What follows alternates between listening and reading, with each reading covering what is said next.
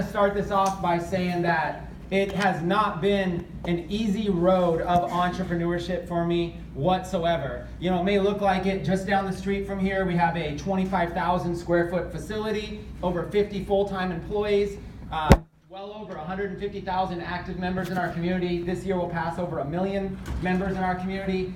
It's been such an exciting growth spurt that we've experienced, but it wasn't like that at all. You know, I'm somebody who did not come from wealth. I came from very humble beginnings. And I know I'm so limited on time. I was asking Peter, what should I share? Which one of my stories should I share to be able to give you an insight? So how about this? Instead of me just sharing with you randomly, why don't I ask you, and you could pick between one of these 3 stories, okay? The first one, do you want to hear the story about how I got the name Sun Falcon as my actual name growing up? Okay, how I got the name Sun Falcon. So do I want to hear the Sun Falcon story? Do you want to hear the story about how I got myself in a situation with a negative bank account, a 485 credit score, rear-ended in a car, and quit being an entrepreneur? So do you want to hear that hard knock story? Or do you want to hear about the story of the time where I literally invested $20,000 of money into a program that was finally going to solve all of my problems, everything that I had, only to never even use it, never even get any return on investment, and basically got bamboozled? Which story of mine do you want to hear? The Sun Falcon story, the hard knock story, or the time where I made the worst investment of my life? Hard knocks. Investment story, hard knocks, or Sun Falcon? Hard knocks. Hard knocks? Okay, let's see. I think most of you. How many people in here want to hear the hard knock story? Raise your hand. Okay, about half. How many people here want to hear the Sun Falcon story? Okay, about a third. How many people here want to hear the bad investment I made? Okay, well, tell you what. Let's go ahead and start with this. Let's start with this. This name Sun Falcon is the most weird, unique thing of my life that I could ever imagine. My parents were hippies, and when I say hippies, I'm talking like legitimate hippies. I was born in the mountains of Ashland, Oregon, in a teepee with just my mom and my dad. No doctors, no hospital, no midwives, no nothing. Just my mom and my dad. And my dad is afraid of, he like passes out if he sees blood, right? So that was the doctor. So basically my mom gave birth to me by herself. In the mountains in Ashland, Oregon, my dad was a sprout farmer. They just grew their own food, very, very, very broke. And the name Sun Falcon comes from the morning that he brought me out of the teepee as I was born. It was 5 a.m. in the morning, and baby falcons were born in the tree at the same time. And being a true hippie in hippie fashion, he named me Sun Falcon as my name. I did not get the name Chris or Christopher for another couple of years or whatever it was. My name was legitimate. Even my brothers still joke to this day. They call me Sun Falcon as a name. So the reason I want to tell you that weird story is, first of all, how many people here have you ever known somebody that was born in a teepee? All right? I came from humble beginnings. My parents got divorced and we grew up on welfare. My mom basically was on welfare, Section 8, food stamps, and basically lived in like a ghetto neighborhood. This led to a series of bad things happening in my life. It led to a series of association where I started hanging out with really bad kids in my area, and these bad kids led to a bad life for me. So I ended up dropping out of school in the 9th grade. I've never been back to school since. Okay, so in the 9th grade, that's as far as I made it through high school. I don't have a college degree. I'm not up here educated. And I can tell you, I may sound confident now, but that was not the case. I don't care how good somebody sounds, after years and years of experience. But I'll tell you, I had just given up on any type of success whatsoever. I was a high school dropout. Family was broke. I didn't believe in myself. My friends that I was choosing to hang out with were getting locked up, were getting in trouble, several of them dying. This was a very bad time of my life when I was a teenager.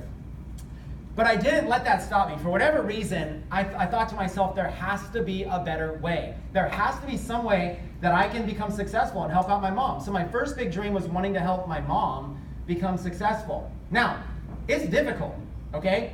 Put yourself in my shoes for just a second. Completely broke. My allowance was, my mom was giving me $5 food stamps as an allowance from time to time, okay? I was so good at the system that I learned how to go to this natural health food store and buy 30 cents worth of a bag of chips with $1 food stamp, so they would give me 70 cents in return in real money, right? So I learned to game the system where I'm like, all right, you get $1, you get $1, you get $1, and then we can go and we can actually get like $2 or $3 in cash, and then we would go to McDonald's and get real food, okay? That was my idea of like success, was figuring out how to live and survive off of food stamps. And then one day I got this little restaurant job. Now even this restaurant job wouldn't hire me, just getting a job. So I had to start off as a dishwasher. All the other dishwashers like didn't even speak English, right? Starting off as a dishwasher, then a busboy, trying to work my way up. And at this restaurant, there was this guy, Franz. I don't know if this guy Franz will ever like find me if I'm ever streaming, he'll find me. This guy Franz introduced me to a book called Rich Dad Poor Dad. Right? Is everybody here read Rich Dad Poor Dad? Right? Most everybody here? So I read that book, Rich Dad Poor Dad, and then I started reading books. I started reading these books like Think and Grow Rich. Started reading books like How to Win Friends and Influence People. And suddenly I started realizing like, wow, it doesn't matter if I had a bad upbringing. I could be successful. And at first I didn't know how. I just thought if I just think about it, I could be successful. That's what I got from the books. I'm like, so all I really need to do is just start up a business and get rich, right? There was no practical application, but I got motivated. So I have to admit, the first time I tried this, I got it way wrong, right? So instead of Think and Grow Rich, the first time I read that book, got all motivated, I did it wrong. I actually did it Drink and Grow Rich, right? So what I did was I went out drinking with a bunch of friends, telling them how rich that I was going to be, and then they all laughed at me, and then I said, okay, well, I don't need you guys in my life. And that's what I did the first time around, was basically got drunk, told my friends I was going to be a success story, lost all my friends. And that's what brings me to the second book, How to Win Friends and Influence People. I actually did it like How to Lose Friends While Under the Influence. And what happened was I like basically had no idea what I was doing at all. I mean, literally no idea. So then I got this cool idea. Let me go to the junior college and try to see if I can go back to school and learn how to start a business. So I went to this junior college in Santa Cruz, California, called Cabrillo College, and I went in and I said, okay, do I need to graduate high school in order to go here? They said, yeah, you have to get some sort of a transcript. I said, great. And then this kid walks up to me and he goes, this is the best advice ever. He goes, hey, you don't even need one of those. You know, you can pretty much walk into any class you want and you can audit the class for a few weeks first to see if you want to take it. They don't even ask any questions. Now, yes, technically this was cheating, but I went into the sales and marketing class, and I stood in the back of the room, and I'm not even a student in this school, and I got my little pencil, my little paper, and I'm like, all right, teach me how to be successful. I've read books, I've tried all this stuff, nothing's working. And in this class, this is the craziest experience of my life happened. The teacher was answering questions about business and marketing, and basically one of the students said, well, how important is it that I have a website? How important is it I have a website? And the teacher said, well, you know what? I don't think it's a good use of business to invest in a website right now. It's still kind of not proven, and I'm watching everybody invest all this money into it. I think you should stick with traditional marketing for your business instead. And I couldn't handle it. I'm sitting there going, you've got to be kidding. Is this how outdated is college that they're telling you not to have a website for your business? So here I am, not even enrolled in the class, not enrolled, never graduated high school, in the back of the room that I basically snuck into a college class. And I just decided to get gutsy and raise my hand. I said, teacher, you got to be kidding. Everybody here needs a website. That's the worst advice I've ever heard. Now, who am I to think that I can tell the teacher she's wrong about teaching and I've never even graduated, right? So here's what she says, to put me on the spot, because she doesn't even know who I am. She goes, okay, if you think websites are such a good idea, why don't you come up to the front of the class and you explain to everybody why it's a good idea? And being that, you confront me, I'm like, okay, it's on. So I went to the front of the class. This is my first time ever public speaking. I've never spoken public. I went to the front of the class and I proceeded to tell them how I thought the internet was a great idea. At the end of that class, 3 people came up to me and said, hey, I loved your talk. Will you design a website for me? And then suddenly I found my business model. Just like that. Just like that. I don't even know how, the oddity of it all. How was I even in this class? How did I get in front of the class? How did I do a sales pitch for a business model I didn't even have? And I said, yeah. They go, well, how much is a website? I had to think of something. It's like Sharon said, $300 was the number I came up with. $300, I'll sell you a website. They're all like, done, right? So I made $1,000. Then I had to design a website. I didn't know how to design websites. So I didn't have a computer either because I was broke. So this is what you call just taking massive imperfect action. So I got $1,000 and I went to the library at the junior college and started designing websites at the library, teaching myself. There was no class. I didn't know of a class to teach it. And I didn't have time to go take some 12-week class. I needed to design these websites. If I could make another $1,000 next week, I got to get it done. So I just figured out, I taught myself how to design these websites. They were happy, and I started selling these websites for $300 a piece. Craziest situation, because I didn't have a computer, and yet I was a website designer. Now, granted, when I say I'm broke, I was living in a 200 square foot studio. Okay, I don't know if you understand the space of a 200 square foot studio. It was a granny unit in the back of a house. That's one of those rooms where you sleep and go to the bathroom and cook like all in the same room, okay? And I had a roommate, because, why not? Because you got a whole bunch of extra square footage. So we were so broke and that I was catching the bus, 3 buses to go to the junior college and then 3 buses to come back. So it was taking me over an hour to get to this junior college. And I was going business to business trying to sell them on why they should get websites. So imagine this broke kid. I was so broke that I didn't have any nice clothes at all. I mean, probably I still don't have nice clothes, but that's never changed. But I went to the thrift center, okay? And I went to the Salvation Army, and I literally bought a full decked 3-piece suit for $30, like a hand-me-down. And then people would ask me, when people would go, hey, that's a nice suit, what kind of suit is that? I'd say, oh, it's a Salvation Armani.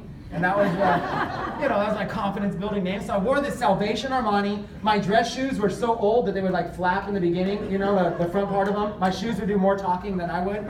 And I would go business to business with my little briefcase with a hole in it that looked like it had a laptop, but it didn't. And I would go business to business pitching them on these $300 websites just because I figured I could survive this way. Crazy, true story. This is all 100% true. Nothing fabricated here at all. It would be raining, and I'd be this guy out in a 3-piece suit walking with his little briefcase. All my friends made fun of me, right? They all made fun of me. I got all the jokes, right? That I was like, oh, like I'm a traveling salesman, I'm an Amway, or am I a Mormon, or all this kind of stuff. They would all make fun of me. All my friends were laughing, right? And mind you, these are many of them, the same friends right now that I can go right downtown to my old town, and they're sitting there complaining about how there's no jobs and no one's hiring or anything, right?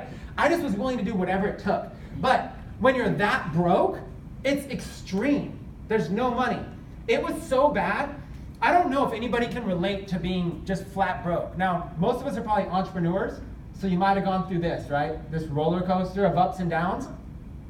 But I was so broke that I could only afford to catch the bus to the junior college and work all day and come back, and I didn't have any money for food or anything. So I developed a system which was survive on coffee all day long, because you can go get these coffee refills at the junior college, survive on coffee all day long, get home at the end of the day, and eat 3 or 4 packages of top ramen, about 30 or 40 cents worth of meals, just shove them, just eat them, right? And that's all I would do for like nonstop. That's the price I was willing to pay. And if I had any extra money, instead of buying food, I would go down and I would spend like $3 or $4 on a presentation printed out at back then it was Kinko's Copy Center, printed out so I could give it to clients. And I was saving up that one day I was gonna have a laptop. So I literally was putting together whatever it took to be able to make this happen. But I was so broke. It was like, imagine if you are financially dunked underwater. Okay, imagine if you're dunked underwater. That's how I felt financially, right? I felt like I could never get ahead. I never had any money. I was always behind. I was always stressed. I could never break out. And I needed that breakout. I needed to somehow be successful. I was reading these motivational books. Nothing was working. I was making just enough money to barely pay any bills. And I needed something to happen. And that's when I finally cracked the code. Now, I just was in the back of the room and I heard the presentation on Google. That was, as relevant as it is, that's exactly where my life changed. Was one day, basically Google came out and Google started becoming quite popular. Okay, this is in like the early 2000s. And all my clients came to me and said, Chris, can you get us